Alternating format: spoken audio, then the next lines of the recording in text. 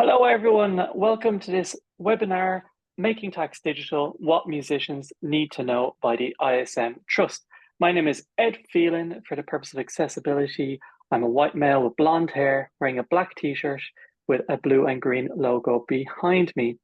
Please feel free to ask questions using the Q&A function. Introduce yourself in the chat. Let us know where you're tuning in from, and please chat to other participants in the chat box. This is being recorded and will be sent out to you afterwards. We will also send the slides to use during the webinar. Remember, if you are an ISM member, be sure to avail of our tax helpline, our tax discounts, and all of our member benefits. I'm going to hand over it now to Sinead Prachka, founder of Musicians Tax Advisor, a specialist in tax and accountancy practice for musicians and music-related businesses. Thank you. Hello, good afternoon, everybody. It's really nice to see quite a big cohort of people here, and I think and hope you'll find this session useful.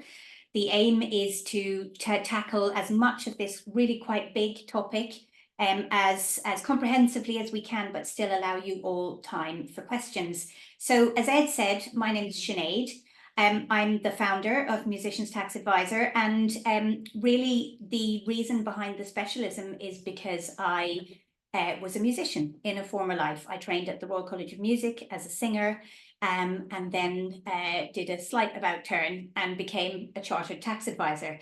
But as a consequence, obviously, my area of interest and the side of the business world that I'm really interested in supporting is music and music organizations and really anything to do with the music industry.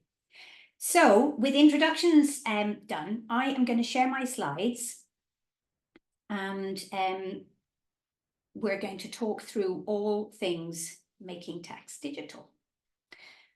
Right, okay, so in the first instance, that QR code will pop up from time to time because there's a couple of different places where there are resources that we want you to take advantage of, and obviously that's one, but don't be worried because that will pop up a couple of different times over the course of the webinar. So the first thing to say is to just talk a little bit about what we're going to cover. We're going to do what is making tax digital. It's actually a bit of a follow-on from a previous digital initiative, which was the process of digitalizing the VAT return back in 2018, 2019. When is it going to affect you? And I'm primarily focused on how this is going to affect freelance musicians. It actually has a bigger impact across a broader spectrum of the population. It's not limited to freelancers necessarily, and obviously not to musicians. But it has a really significant impact on freelance musicians. So that is going to be my focus for the purposes of this webinar. Oops, sorry, I didn't quite mean to go away from that just yet. Why is it happening? So why has it been brought in the first place? What are the rules and requirements? What are the things that you need to be aware of in order to comply with the new HMRC rules? There are some exemptions and exclusions that we can have a little chat about, although I would say don't get too excited because it's quite a narrow remit in terms of exemptions and exclusions, but nevertheless, we'll cover it. It sounds like a slightly vague question, but what does digital mean? Or more specifically, what does digital mean in the context of making sure that you're compliant with this new regime? And lastly, a few kind of hints and tips, things that I hope will help you to get ready for this. So making tax digital for income tax is an intersection of three fundamental areas that are being brought together by HMRC. They want you to digitalize your records. In other words, the income and expenditure transactions and records that you have in your freelance musician business. They want you to make quarterly updates to HMRC, and obviously that is one of the really big changes because it's a change from an annual self-assessment cycle with your tax return. This now becomes a quarterly process, but it doesn't actually completely do away with the need for the tax return. That will still exist. It's not going to be called a self-assessment tax return anymore. It's had a couple of different names over the last year, 18 months. At the moment, it's being called the final declaration. I'm going to go with that for now. but really, for your purposes as a freelancer who's sort of trying to make sure that you get on top of this, you could probably safely enough think of it as the tax return part of this change.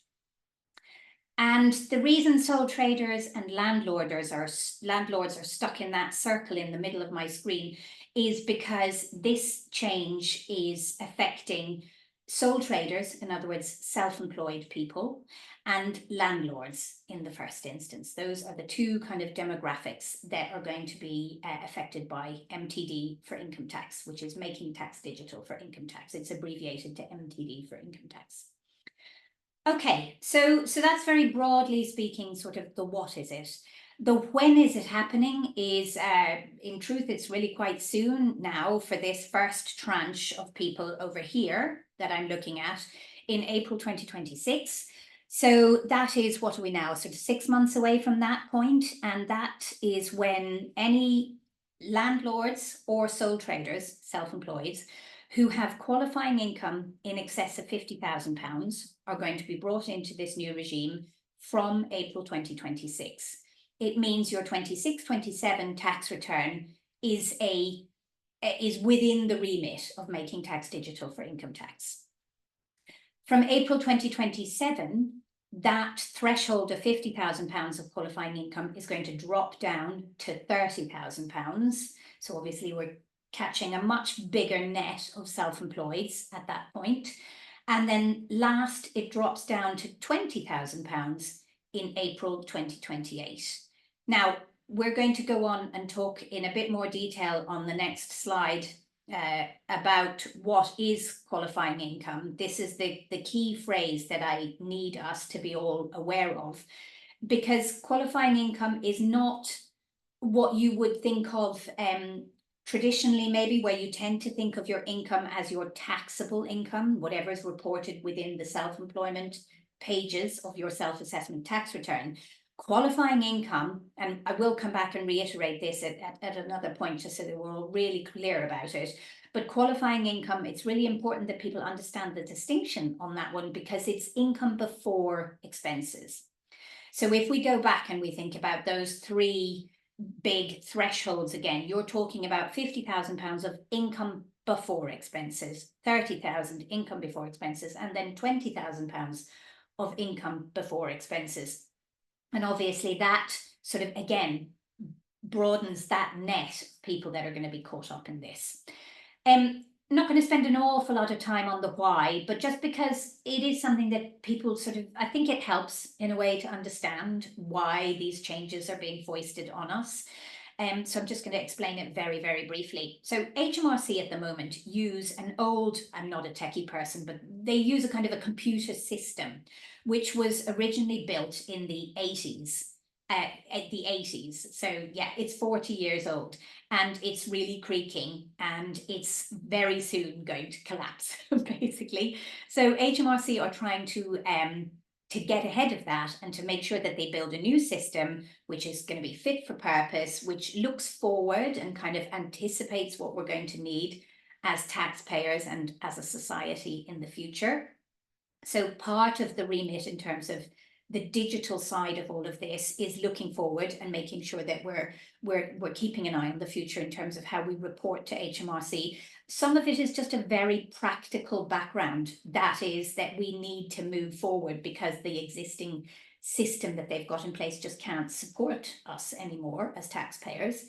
And by no means least, the intention behind this is that it's going to do this really important thing, that it's going to close the tax gap. The idea behind that is that it's going to reduce errors and minimize areas where, for one reason or another, there's a shortfall in the tax coffers, the tax take to the government. So that is the hope and the intention behind it. Whether it succeeds or not is maybe a conversation for another day. So I'm going to go back now and talk a little bit more carefully about qualifying income, because this is really the sort of the key point where everything else kind of moves from there, because that's what's going to decide when you're mandated into this new system.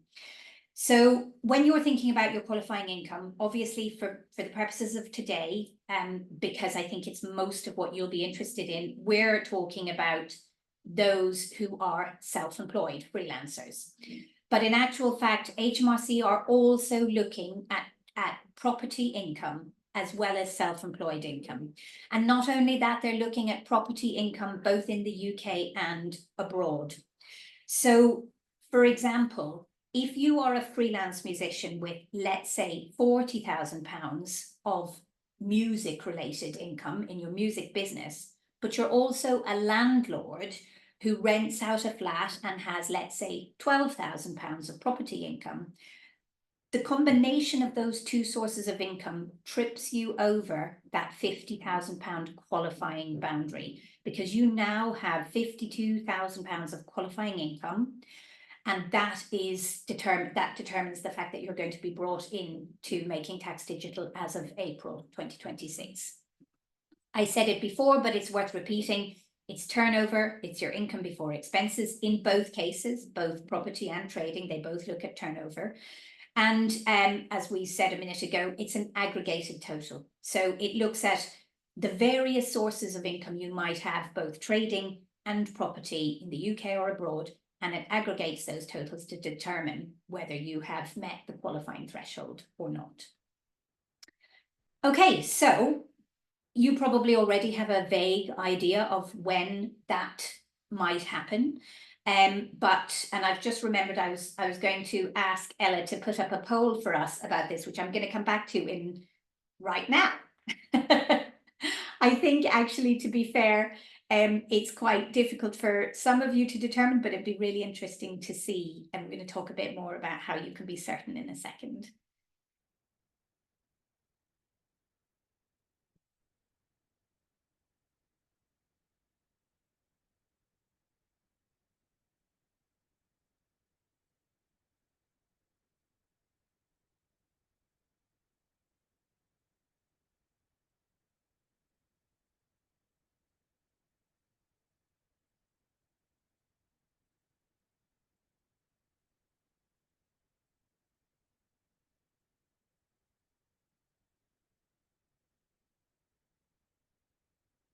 Great.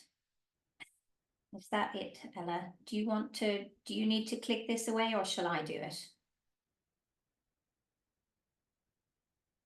Don't want to make a mess of that. I might try and minimize it. There we go. I'm going to get rid of that. So that poll was really interesting, actually, because I would say the gap between the various times at which people are going to be brought in, there's less discrepancy between those of you who are going to be affected in April 26 versus April 27 and 28 than I would have thought.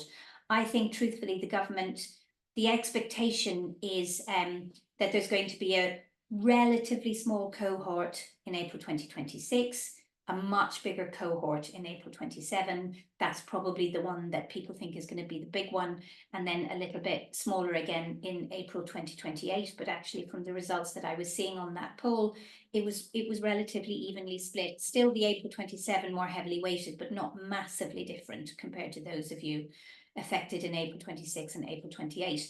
And this is the problem. I think we're looking at it here on the screen, is that some of you will not yet have completed your self-assessment tax return for 24-25. And that is the kind of document, or that's the key piece of information that HMRC need in order to determine whether you are mandated in or not. So it's that tax return that's going to trigger the requirement to be in MTD for income tax as of April 2026. And of course, if you leave it right till the end of the deadline, so let's say you leave it till January 2026, by the time you've realized that yes, your qualifying income is over the threshold, you have a relatively narrow window of time to get yourself organized, all of which is to say, do get your tax return in as quickly as possible, because forewarned is forearmed, or whatever the expression is. And then looking at the later dates, if you're going to be, if you trip over 30,000 as your threshold in the 25-26 tax return, that will bring you in April 27. If your qualifying income exceeds £20,000 in 26-27's self-assessment tax return, then you will be brought into MTD in April 2028. So those are the deadlines to really, really be aware of. Okay. So let's just go. Here we go. So I'm just going to check I haven't missed. No, I haven't. Okay. There's a few little other details then to just cover as part of the when is this going to hit me question.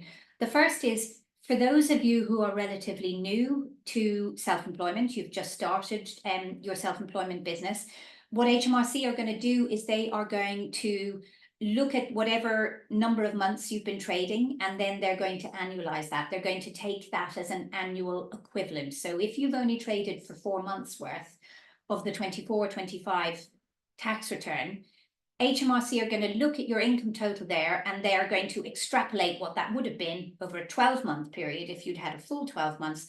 And if that's going to be, at that point, more than £50,000 of qualifying income, then in you come.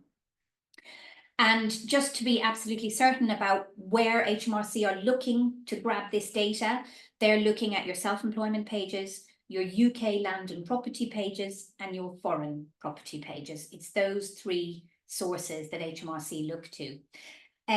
Now, there has been a campaign, an information campaign from HMRC that has already gone out. And I would say, I think it's a relatively slow start to that campaign. And in fact, Ella, I don't know whether it's too late to go back and do the very, very first poll that we were going to do, which is, I would be really interested to know, yes, thank you so much, how many of you have actually kind of been made aware of this, I mean, prior to this ISM webinar, obviously.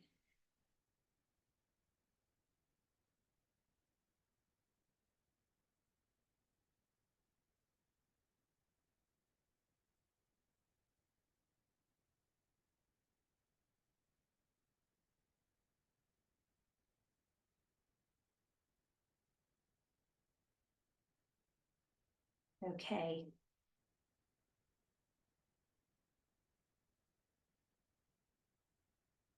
Great. So Ella, I think you've shared those results, have you? It's hard for me to tell because I'm not sure I'm getting exactly the same screen as everybody else.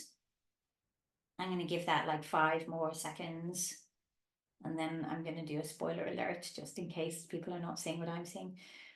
But what I'm looking at is that only 20% of you feel like you've had a lot of information, and just under 40% of you have had some, and 45-ish have had, you know, a bit more, all of which is to say, I think that's not enough. I think it's fair enough to say that with a big change like this, you could have done with a little bit more heads up. Nevertheless, lots of bodies and the HMRC and people like ISM and all kinds of institutes are trying to ensure that you are now given the information you need to plan ahead. And one of the ways that HMRC are going to do that is anticipating the fact that some of you won't have filed your 24-25 self-assessment return yet. They're looking back at your 23-24 to try and sort of get a sense of whether, you know, if you've got a reasonably typical or stable income pattern, does that indicate that you're likely to be brought in April 26? So you might even have had a letter already, despite the fact that you've not yet filed that return. But you should definitely be getting a letter very soon if you have not yet. All right. So now we're going to talk briefly about exemptions, but I really don't want anybody to get very excited about this because they are a bit like hen's teeth from everything I understand. So if you have no national insurance number, which, I mean, to be honest, would typically mean because you're too young or because you're not a UK resident and a UK tax resident, then obviously they can't bring you into MTD for income tax because the entire data collection system hinges on your national insurance number. That's what everything falls away from. So if you don't have one of those, you're not going to be mandated in. Digitally excluded is the big one.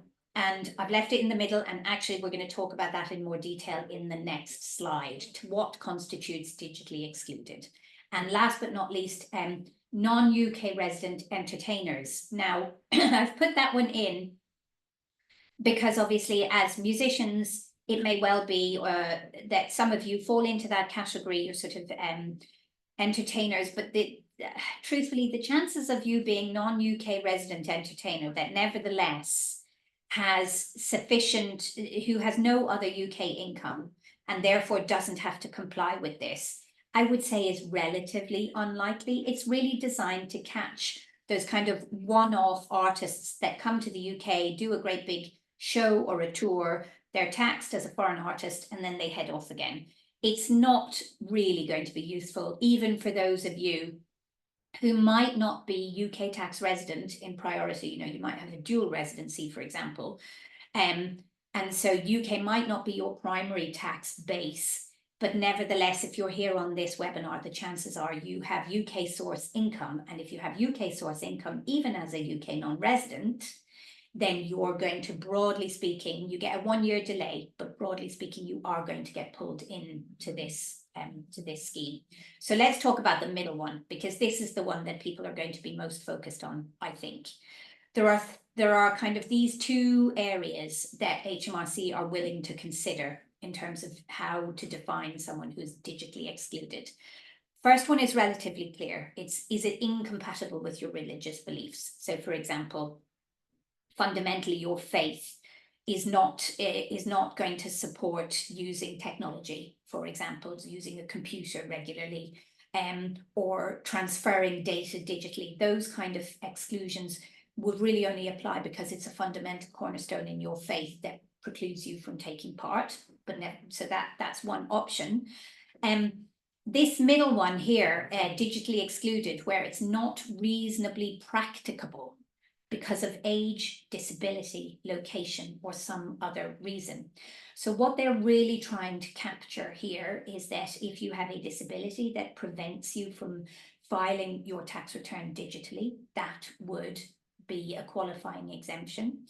If, for example, you live in an area of the UK where your broadband service and your internet and connectivity is so poor that you cannot reasonably rely on it, excuse me, to make your digital returns each quarter, then that would also follow.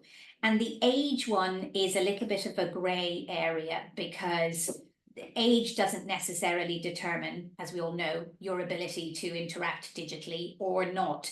But they're trying to kind of allow for the fact that an older population are perhaps going to be a bit more intimidated by the idea of getting on board with the digital record keeping. You have to apply for the exemption, and this is a source of some kind of slight despair and eye rolling among my community of fellow accountants. In order to apply for your digital exemption, reasonably enough, it cannot be done online, because that would entirely contradict the fact that you're saying you're digitally excluded. So it necessarily has to be a written application or a telephone application to HMRC. And HMRC struggle to keep up with some of these forms of communication. They're, as a general rule, they're behind on their communication, particularly paper communication.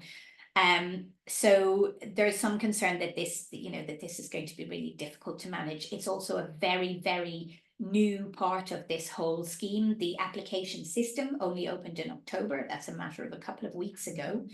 And as far as I know personally at this stage, I'm in a group that is monitoring this kind of thing, and thus far we haven't seen any successful applications, which is not to say that if you feel that you qualify as digitally excluded, you shouldn't go ahead and make an application. You absolutely should, but it is also to say that HMRC will most likely write back and say, we need to kind of review your particular scenario, and in the meantime you should assume that you're being brought in. And I would say that's probably the way to proceed, is assume that you will not be granted an exclusion, and then if you are, then great, but make your plans as if you're going to be brought in, would be my recommendation. And there we go. Okay, so I'm just going to have a quick look at the time. I'm not going to manage. Oh yeah, there it is. Okay. Quarterly updates. Okay, so this is really just the practicalities of the when do you need to do these reports to HMRC. So for those of you who are familiar with the VAT regime, it's broadly speaking a bit like that. It's 4-quarter returns. Each quarter is a 3-month period reporting your income and expenses. Its first quarter starts on the 6th of April 2026 and runs to the 5th of July. And you have roughly 5 weeks to pull that information together and to submit it in a quarterly update to HMRC by the 7th of August. And then each of the following quarters follow along as you'd expect. The things I want to draw your attention to are these little bits of extra information down here, which is that it's a cumulative process. So if you miss out some information, because for one reason or another you didn't have the data in the first quarter, you can update it and include it in your second quarter's return to HMRC. So it builds your picture over the course of the year. The categories of income and expenditure are the same as the categories that you set things out in for your current self-employment pages. So expenses break out into the same categories as you're used to from that. And there are certain accounting and tax adjustments that are done every year in the self-assessment return for things like maybe capital equipment, for example, which goes through in the capital allowances section, or for example, a personal usage element of things like cars and mobile phones. And you have a choice here to either make the adjustment each quarter and put through the sort of finalized tax deductible figure, if you like, of that expense, or to just put through the value that you have in that quarter and do your tax adjustments as part of your final declaration. Okay, final declaration, which is, let's just call it the tax return. It's what we think of as the tax return, and it will pull in all of the same sorts of information that we grab in the tax return now. So PAYE income, bank interest, savings income, gift aid, student loan, pensions, all of those kind of things will go through as part of your final declaration.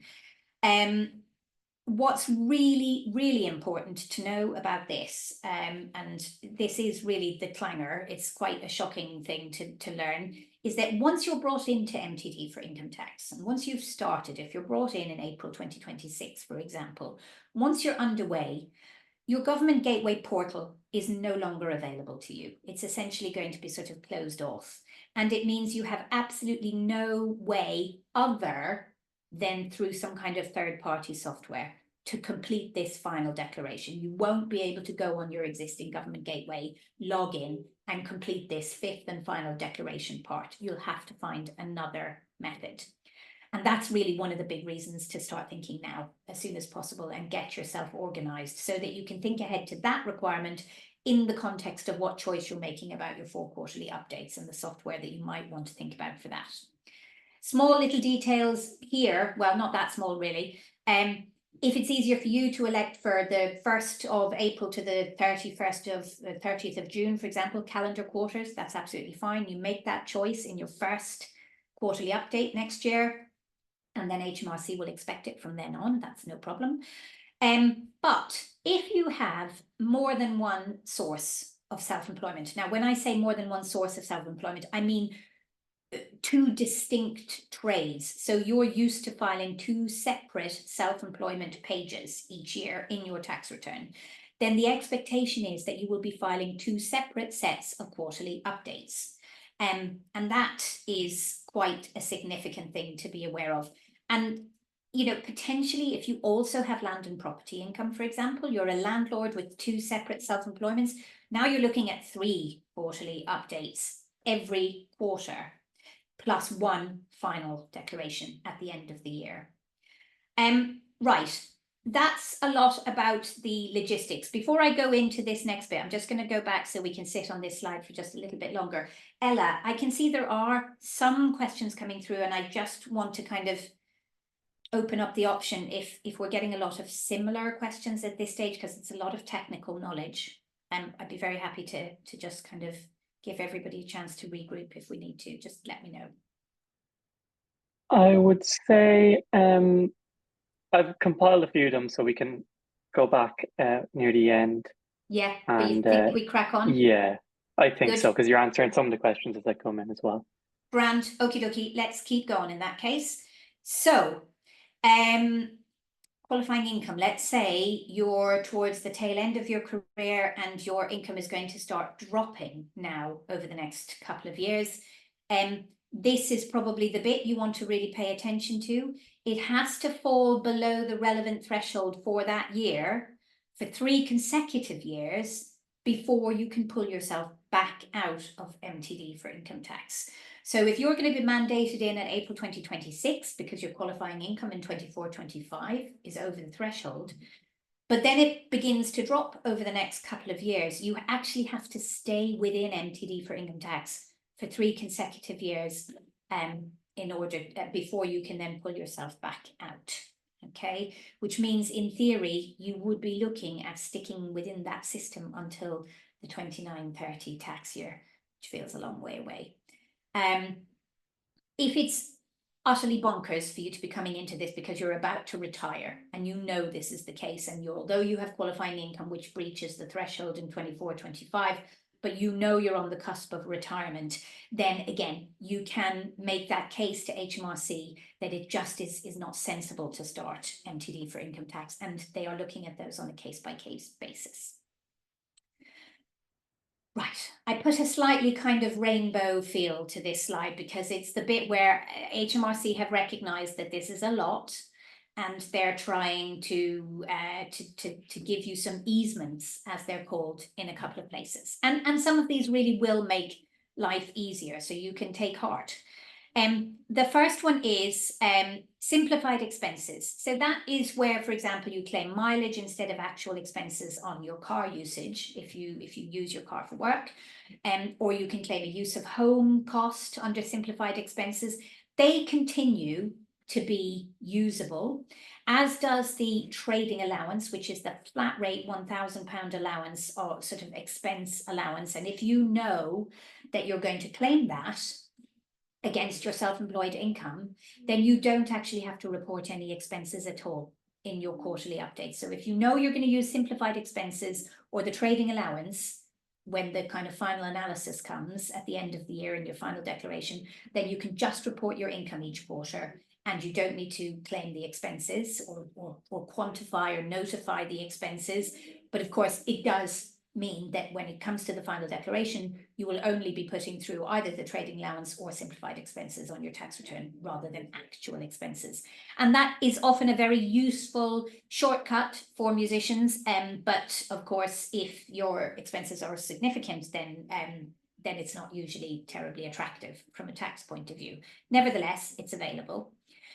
Jointly owned property, I'm not going to talk an awful lot about in this webinar because we have so many other things to talk about for self-employed, but I will just highlight that there are a couple of different easements available to you there. So if you're a landlord or you have a rental property as an investment that you share with a partner, there are some things in place there to make the reporting on that a little bit easier. But the big principle behind is each of you as land and property income owners have to report quarterly your income from that property, but one of you can report all the details and the other can just report income each quarter. So it's a simplified version, and then you catch up at the end of the year. 3-line accounts, I think, is the one that's going to be most interesting and most useful for those of you listening here today, and that is that if the source of your income, so your freelance musician business, let's say for today, is less than the VAT threshold, which is £90,000, then you can submit what's called 3-line accounts each quarter. Now, what a 3-line account means is it's the total income figure and the total expense figure, which of course gives you a total profit figure, and that's why it's called 3-line accounts. So you don't have to give the breakdown of all the different income transactions and all the different expense transactions. You can literally just report the global total of global total of expense, and that leaves the global net profit figure. And that does, in theory, simplify things for you. It just remains to be seen as to whether that's useful for you or not. It's a very personal choice, but it would, I think, probably be something it's definitely something to be aware of because it might be useful. There are a number of easements for retailers, which again, it's too much down the rabbit hole to do that today, so I'm going to leave it, but do have a look if it affects you. And likewise, there's also a recognition that some choices have to be made about whether some of your income or your expenditure is capital in nature, sort of in big investments into your business or sales of capital items from your business. And there are choices about how you recognize that to try and make the record keeping a little bit easier. So some of this slide I would say is maybe a little techie, and it's more to make you aware of the fact that you can go and find more information if you need to, if it's relevant to you.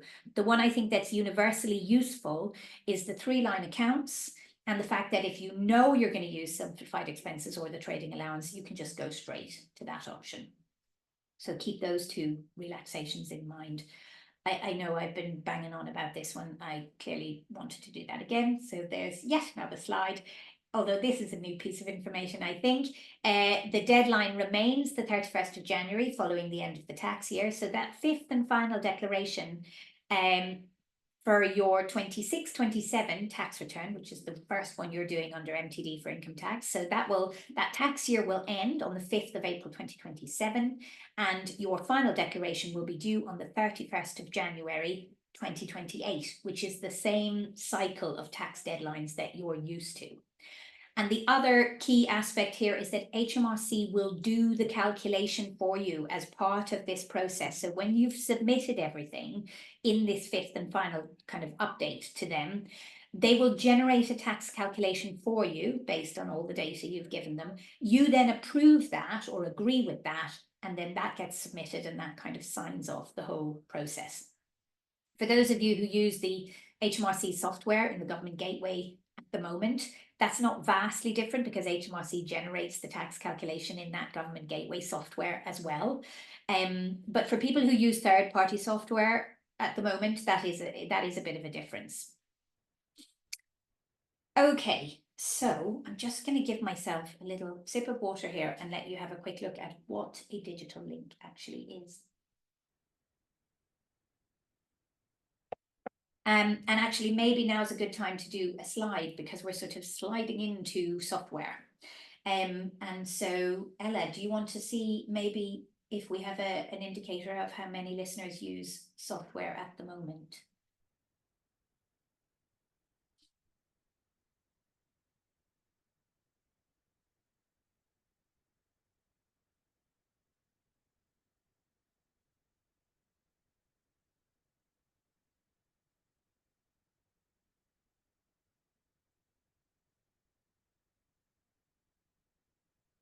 Yes, oof, that's quite the learning curve then, isn't it? I think for everybody, which I think is to be fair, is more or less what's expected, sort of how I would understand it, how I anticipated it. But nevertheless, it's going to be a big change, I know. So let's talk about what digital links actually mean. And I always think it's actually much easier to talk about what it's not than some of these very technical terms over here. So let's just focus on this corner over here, which is what is not a digital link for a quarterly update or for a new style tax return. Manually typing anything in is not considered a digital link. And that is why the existing government gateway is going to be closed down. It's because if you think about it, essentially that gateway piece of software that you might use to submit your tax return each year, fundamentally, that's a form. And you're typing in the numbers into that form and then submitting it to HMRC. And that is not digital because there is nothing linking that number back to some sort of a digital record. And that is why that's no longer acceptable, and in turn why that gateway gets shut down once you're brought into MTD for income tax. Obviously, that also means pen and paper. For those of you who might still submit a pen and paper tax return by the earlier deadline each year, that's also no longer going to be an option. What is considered a digital link is emailing a spreadsheet. For example, you might email a spreadsheet, which is a download, for example, of your bank transactions to your accountant, and then your accountant uploads it into software and sends it off to HMRC. That is a digital link. Or you might have a bank which is feeding into cloud accounting software, and from there you prepare your quarterly update and you send it into HMRC. Excuse me, that is also a digital link because it starts with an initial transaction, and the whole journey into HMRC is a digital journey. And that is the really important part of the definition of digital. A portable device, for example, where you would download your data onto like a USB stick or something like that, is also allowable. And I'll be honest, these two last bullet points are a little bit above my pay grade in terms of tech.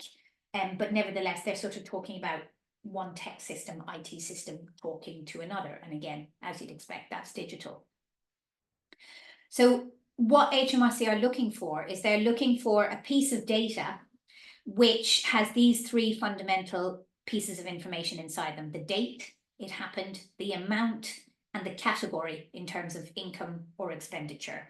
And even within expenditure, it can be broken down into the types of expenditure you're used to breaking down into for your self-assessment return each year. That constitutes a digital record. Okay, so again, being mindful of the time, I'm going to crack on now with some like what to do's, essential kind of things to think about to try and get yourself ready.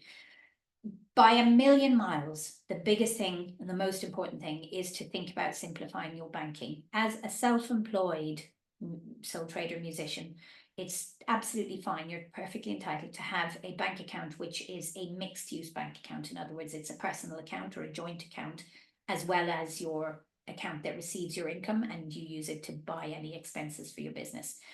I would really recommend that you now think to split that out and you set up a dedicated business bank account. It doesn't have to be a business bank account in the way that it does if you're a limited company. It has to be a dedicated, separate bank account that you use for your business, and that would be considered a business bank account.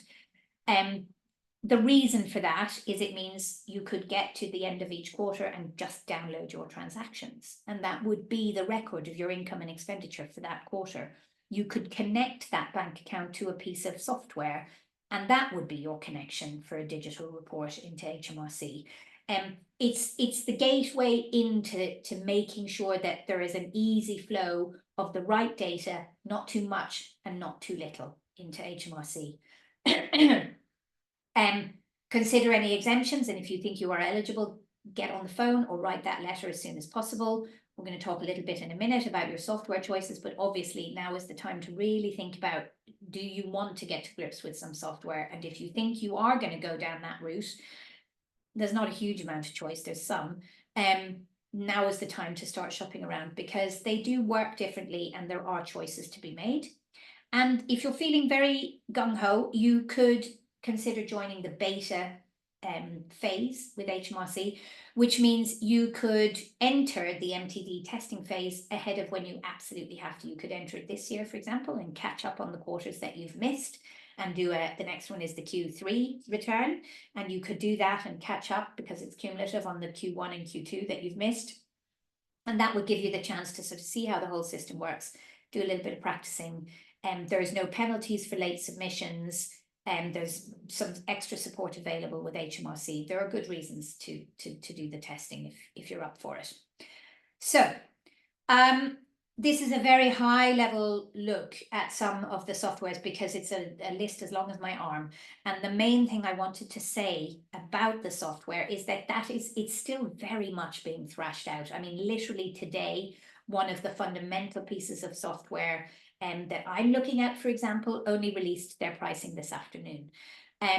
So it's really a moving picture still, which is why there's no definitive answers on this yet.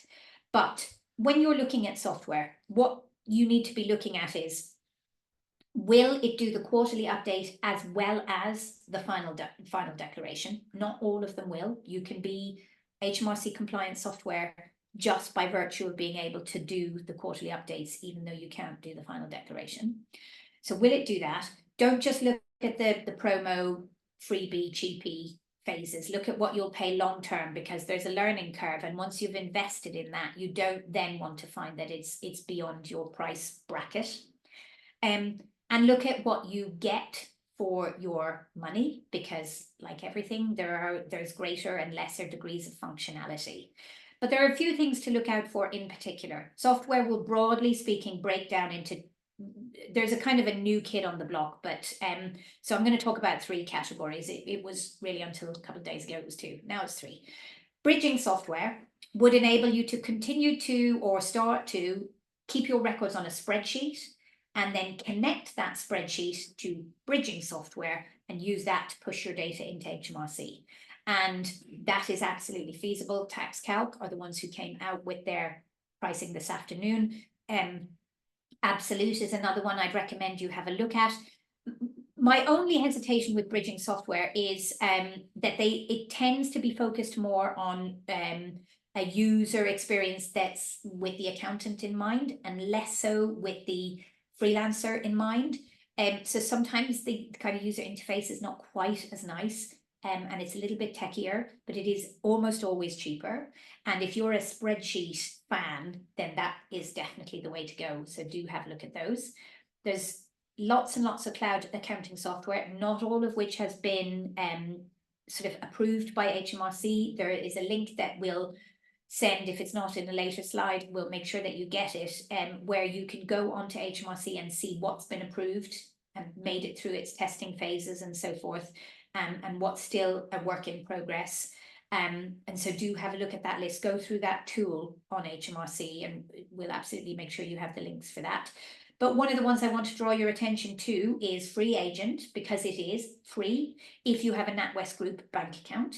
And that is a really nice little bit of add-on kit if you do. And the other one I'd like to draw your attention to is ClearBooks, which is free, and also well worth a look. And they really do all have pros and cons to do with them. I would also absolutely speak to your accountant if you have one. If you do your own taxes, then obviously it's entirely down to you as to what you choose. But if you're working with somebody, a bookkeeper or an accountant, make sure you cross-reference your choice with their choice, because they will have an opinion. So do try and work with that. And then the new kid on the block is banking. Suddenly there's been an influx of banks in the last couple of weeks who've made announcements that say you can now file an MTD quarterly update through that bank. So Monzo have announced, I think Tide have, I'm slightly less certain about them, Starling have, and in each case, it's probably not quite as free as it looks, because you'll be paying for the bank account, but it would look at what it would allow you to do from an MTD quarterly update point of view, and see if that ticks the box for you. And be mindful of the fact that the banks almost necessarily won't be able to do your final declaration, because they're your bank. It's not a piece of tax software. It's not designed to be tax software. So final stages, really. It's been a lot of quite dense information, and I'm really keen to try and get some of your questions in if we can. First, I'm going to do a little plug about who we are. We, so Musicians Tax Advisor, have actually set up a resource page, a dedicated web page, all about MTD for income tax. It's there to try and support freelance musicians and musicians in general. It's got videos, it's got blog posts, it's soon going to have a kind of a shopping list software matrix of some sort when I can put it together. And it has a WhatsApp group for peer support, which is really, I find, for example, as an accountant, that the peer support that I've engaged in as far as this new change is concerned has been really invaluable. So I'd really recommend you think about that. So you can join the WhatsApp group, which we run and we moderate it, but it's really designed for peer support. And look at the other resources that are available there. You should, of course, go to the ISM Trust, whose MTD resource page is constantly building. And as each new bit of resource gets added, that becomes more and more a trusted source. And that's something that's really important, is to go to a trusted source for your information. There's a lot out there on YouTube, for example, including us, some of which can be more trusted than others. So just vet your sources carefully. And last but not least, of course, .gov.uk, where you'll find links to all kinds of different bits, an explanation of why, a link to the help you choose your software tool, where you can put in the parameters you're looking for, and it should give you a list of what meets your criteria. Which is the link we're going to send you anyway also, but you can go and find it directly there. There's lots of resources to be had from those places. How do I go on to the next bit? I'll come to that at the end. There is life beyond MTD, believe it or not. Right, I think it's time for questions. Thanks, Sinead. That was fantastic. And I think it helps to take some of the mystery out of Making Tax Digital. We have a lot of questions. A lot of them are covering software, which we discussed a bit. So we'll try and get through as much as possible in the next few minutes. Yeah. One here from Emma. Does qualifying income include employed income you receive through PAYE, or is it only self-employed income that qualifies for MTD? Oh, Emma, I'm so glad you asked that. I thought I had a slide on this, but actually, clearly I didn't.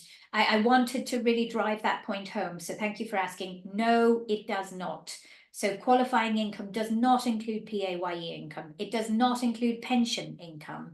It does not include savings income. It really only looks at self-employed income and land and property income. Now, the land and property extends to foreign land and property as well, but it's really those two key sources and nothing else that tips you into the qualifying income threshold. Great. We had a question about pensions as well, so that's great. Yeah. We have a mixture here. So can I still use an accountant? And do you think accountant fees are going to soar for sole traders with multiple submissions instead of one? I would, I'm going to answer the second question first and say I would love to tell you that they are not, but yes, they are going to. I can really truthfully tell you, because I'm part of this group, that none of my accountant peers want to see freelancers punished by having to comply with this new legislation, by suddenly having a disproportionate amount of accountancy fees. So yes, they will go up, but they will also be within what any decent accountant feels they can manage, so that they can still provide you with a safe and compliant and reliable and accurate service without trying to just kind of cream any money off the top. Nobody wants to do that. What I can tell you is the hours and hours and hours and hours and hours that accountants are putting in to trying to support their freelancer clients is like that big iceberg picture, only even bigger. Which is, sounds like a poor me. It's not designed as a poor me, but it's like anything. You're paying for something that you probably don't maybe always see is happening, but there is an enormous amount of work going on to support the freelance community, and the community in general that are affected by this. And yes, it's going to have to be paid for in some way or another. And I can't speak for anybody else, but I can speak for a crowd of accountants that I'm part of, who have integrity and don't want to see people shafted. But we are working flat out to make it happen. And Oh, I slightly forgot the on first bit that, of the question. What go was the for it, first bit sorry. again? It was, can I use an accountant? Yeah, you absolutely can. And actually, it is worth going back to that for a second. You absolutely can, of course, use an accountant. But not only that, you could also use, if it was right for your business, a separate bookkeeper and accountant. And the reason you might want to think about doing that is, let's say you have somebody who's good on the books, like you have a family member who feels confident with doing your books on a quarterly update, but they're not a tax expert. So they don't want to be responsible for the final tax return part. HMRC have now put in place a system where you can have more than one kind of authorized helper with you. So you can have a digital handshake, is called, between your bookkeeper and your accountant and you, so that you can kind of allocate the work in a cost-efficient way and in a time-efficient way. So yes, to answer the first part of the question, you absolutely can, but not only that, you could also think of prioritizing who the professionals are that you look to for support. Great. We have one from Clara here. Can you include the cost of software as an allowable expense? Most definitely. Yeah, that's just a clear old yes. And a follow-up one here, it's the same with accountancy fees. Yes. Brilliant. We go. What happens if your self-employed income drops below 20,000 a year? Well, as we mentioned, if it drops below 20,000 a year, then in theory you fall below the qualifying threshold, but it has to consistently stay below. Let's say it drops below at the point where you'd normally come in. So we're talking a couple of years hence, you've tipped over 20 the year before, but then you've dropped again. You have to stay below the 20 for 3 consecutive years before you can come back out. Great. Is there a way to use your own spreadsheet bookkeeping format and link that to HMRC? We've slightly touched on. We've sort of touched on, I would say, There's no way to push your spreadsheet as a standalone spreadsheet into HMRC. You have to have an interface, which is this bridging software. Now, bridging software is it's not entirely formulaic. Like, there will be the ability to kind of tailor it, as my understanding is. I haven't practiced a lot with digital software with the bridging bit yet. But I think there is scope to kind of tweak it so that it's intuitive to you, but nevertheless still bridges correctly and then pushes on into HMRC. But you will need that bridge from yours to HMRC. From Helen here, are there penalties if the final declaration identifies errors in the quarterly updates? No, well, there are the regime of, I'm glad you asked about penalties because we didn't touch on that really. The regime of penalties fundamentally, as far as errors, stays the same. There is a whole system in place to deal with errors. So like normal errors, a mistake that you've made honestly and you then immediately try to fix, HMRC are, in the context of this anyway, are going to be flexible about that. Certainly there's no penalty. And the other thing to keep in mind is that it's a cumulative process, as I mentioned. So if you make a mistake in Q2, but you correct it in Q3, then you've caught yourself up, then there's no problem with that error. Going to the penalties part of the question, that is changing quite a bit though. And instead of, as we now have this £100 flat rate penalty if you miss, for example, the tax deadline, it's going to be done on a points system. So every quarterly update that is late gets 1 penalty point. Once you've reached a threshold of 4 penalty points, you get a £200 fine. So 200 rather than the existing 100, and it's after your 4 points. And once you've triggered that initial first penalty, if you have one more late return, that doubles. You get another £200 penalty fine. So there are quite punitive relative to what we have now, penalties for missing submissions and late submissions, but the error system, broadly speaking, stays as it is. Great. Just because there's a few people asking for a bit of clarity on this. So if income is below 20,000 for 3 consecutive years, then we continue with our current tax return process. Yeah, so I'm going to go from today to make it really clear. If your income in the 24-25 tax return is below £20,000, your qualifying income, then you're not going to be brought in. And let's say it stays the same for the next 3 years. If you're below, then you're just not going to be brought in at all. But if your income is £22,000 in the 24, 26, 27, I think it is, tax return. I'll have to go back to my slide to be absolutely sure on the dates, but I'm pretty sure it's 26, 27. If it's above 20,000 in that one, then you've triggered the qualifying threshold for that tax return. You're brought in the following April, and then you have to stay below 20 again to get back out again. So by now you're talking about kind of 20, 31, 32 or something crazy to come back out. Great. Can you clarify if you use this from Hamish? Can you clarify if you use banking software, e.g. Sterling Monzo, that these are only able to handle the quarterly updates and you would still need to look at the bridging software for the final declaration? Yes, Hamish, absolutely. And it's something that's really an important part of your kind of shopping list, if you like, when you're looking at software. If you think about it, there's logic to it, because Tide and Starling and Monzo, they couldn't possibly do a tax return for you. They are not tax softwares. They would have to have all of the functionality that a tax return can offer, all the different sources of income. So just even logically, there's no way they can do it, but they are offering to do the quarterly updates. I don't know anybody who's tested it yet, not even within the group, my peer group. But I will probably ask about that actually, and I'll report back. And again, it's the kind of thing that we're putting out blogs and social media posts, and we're trying, because everything is moving all the time, we're trying to tell you things as we learn, because we are still learning very much. And probably time for one more here from Yuri. What happens if you only have a physical receipt? How do I get that data into the system? I think, Yuri, you might mean for something that you paid cash for. I guess that's probably what you mean.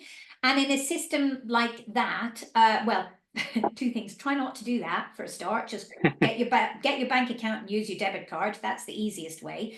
But for a system like that, I would, and let's say you have accounting software, I would take a photograph of it and push that into your accounting software. Now you have a digital record, or put it into your spreadsheet, and that spreadsheet gets bridged to HMRC, and that would be sufficient as a digital record.